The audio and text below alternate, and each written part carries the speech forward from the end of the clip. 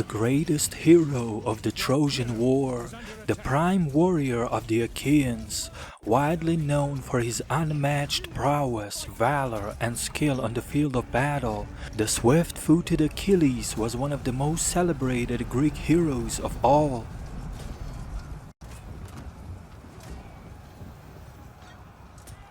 But who was really Achilles?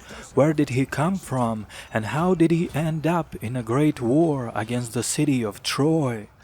In this episode, we reveal the story of Achilles' beginnings and the early life of the legendary prince of Phthia.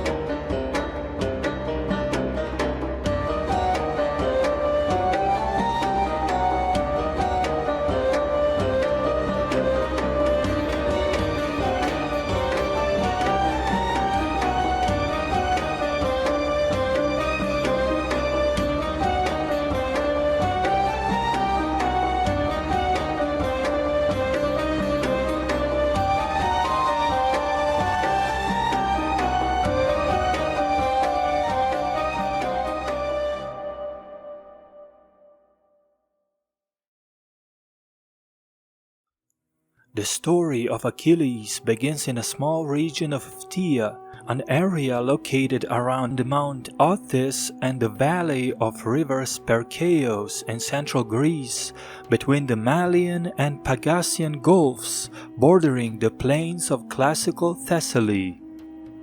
This region had been inhabited by Achaean tribes since the earliest period, but was also home to the Pelasgians, who were said to have been defeated and subjugated in the dim past by a colonial expedition of the Argive Achaean king Abas. In the Achaean catalogue of ships mentioned in the Iliad, Homer speaks of the country of Phthia as follows. Now again all those who dwelt in Argos Pelasgicon, those who dwelt in Alos and Alope and Trachis, and those who held Phthia and Hellas with its fair women, and who were called Myrmidons and Hellenes and Achaeans, of those 50 ships the leader was Achilles.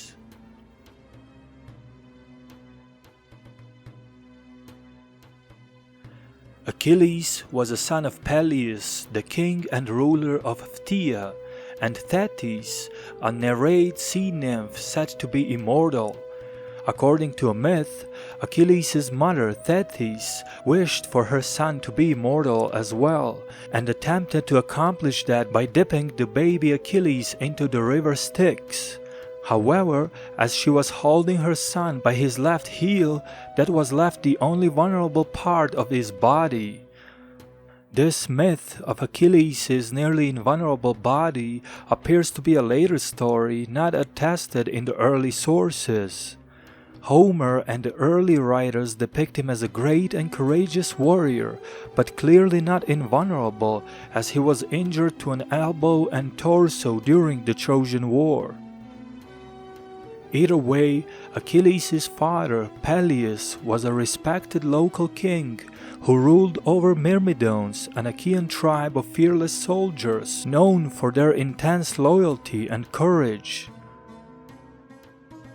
While still being a child, Achilles was sent to his father to the nearby Mount Pelion, where he was taught and trained by the legendary Chiron, a centaur and a highly respected teacher and a tutor.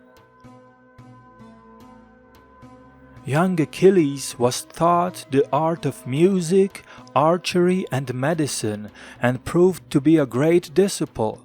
He also displayed impressive combat skills with his sword and spear, unmatched by any other young warrior.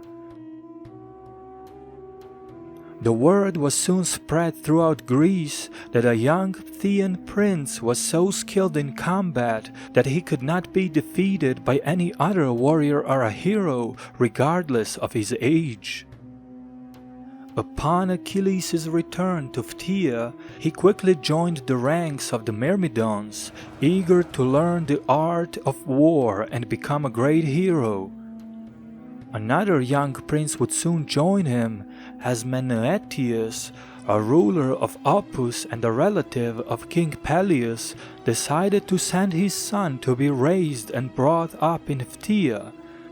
That young prince was Patroclus. Patroclus and Achilles thus became great friends who lived and trained together among the legendary Myrmidons. Achilles' courage and valor would soon be proven in battle, as Myrmidons engaged in a series of local skirmishes and battles against the local neighboring tribes around Phthia and Aeolis. During Bronze Age, it was not uncommon for battles to be solved by single combat. In that case, each side would pick their best champion, and then the two heroes would fight each other in a battle to the death. The winner would enable his side to impose their terms on the defeated and thus avoid massive casualties on either side. As King Peleus became wary of battles and military campaigns, his son Achilles, eager to prove himself a great warrior, was named the leader and commander of the Myrmidons. In the subsequent campaigns against the tribesmen, it was Achilles who represented his soldiers in a single combat against the selected champion of the enemy.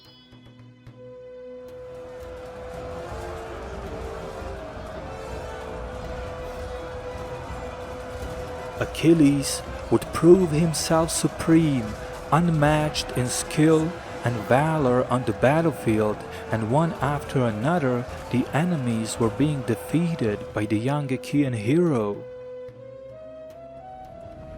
In addition to Achilles' own fame, the reputation of Myrmidons grew as well, and it wasn't long until all of Greece knew about the fearless prince of Phthia and his loyal companions.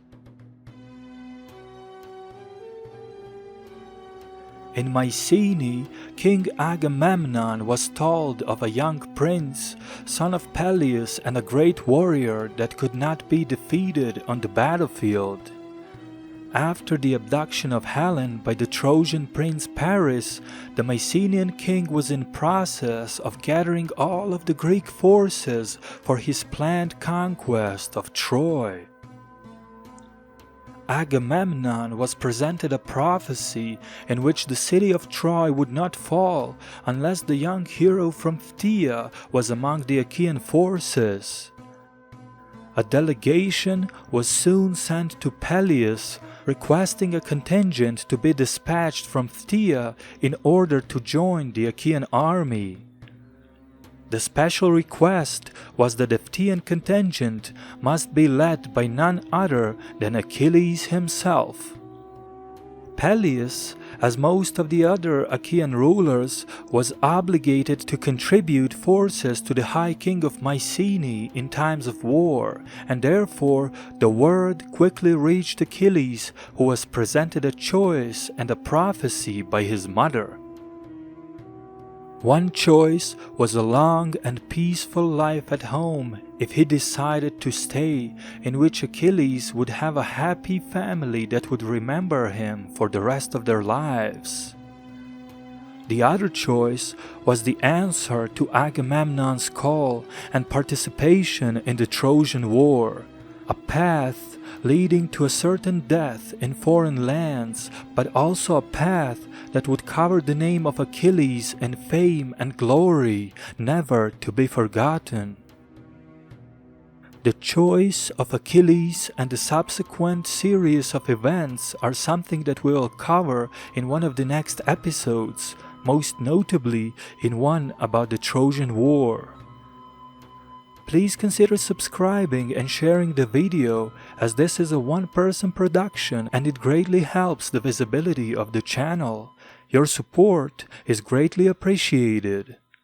This was WanaxTV, and we'll see you again soon.